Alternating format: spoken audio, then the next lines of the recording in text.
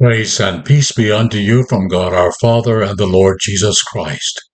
This is Dudley Weaver with a few words about grief, a subject with which Mary and I have become quite acquainted in the last 6 months. Jesus wept. It is the shortest verse in the whole of the Bible. 2 little words, that's all. The occasion for the Lord's grief was the death of his friend, his very good friend Lazarus, the brother of Mary and Martha, who were also his good friends. Surely Jesus had seen in his life and ministry people and circumstances which might well have reduced even the most hardened man to tears. But this was much more personal. He had broken bread with them at their table. He had talked with them and prayed with them, laughed with them.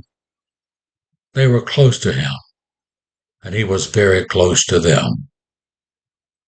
Jesus wept. Grief is a natural part of the death of a loved one. Sometimes it comes at you like a violent, unexpected wave washing you off your feet. At other times it is felt in the gnawing emptiness of your soul, the numbness of your spirit, the silent tears that run down your cheeks, or the uncontrollable sobs that rise deep from within you. It may find expression in anger at the one who died and left you to face life alone. Anger at the meaningless platitudes shared by friends and strangers. Or even dark humor, like the lady who told me after her husband's funeral, had I known he was that good, I might have been better to him. Jesus could have said any number of things to Martha and to Mary, but instead he sat with them in their pain, and he shared their grief, their tears. That is where we find him in our times of deepest loss, beside us, in the depths of our grief, in the quiet of that peace that passes all understanding, in the company of friends who gather around us, in the arms of a loved one who holds us as we weep, in the solitude of an empty house, where and when you can pour it all out. When Jesus did speak, it was with these words of promise. I am the resurrection and the life. Those who believe in me, even though they die, shall live.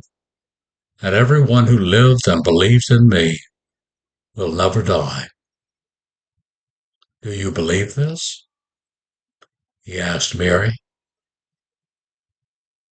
Christians grieve, just like anyone else. Don't let anyone tell you that you should be happy for one who has died because she or he is in a better place. Happiness may not at all be what you feel.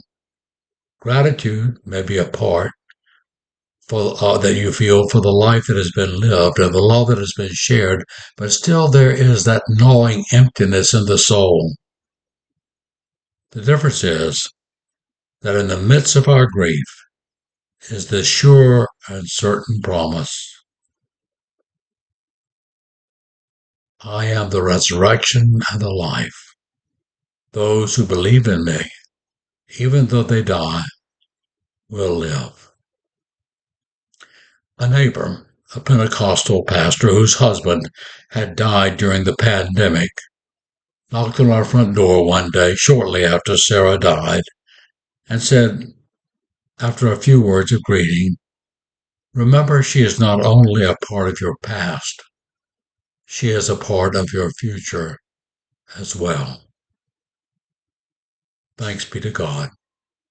See you again, God willing.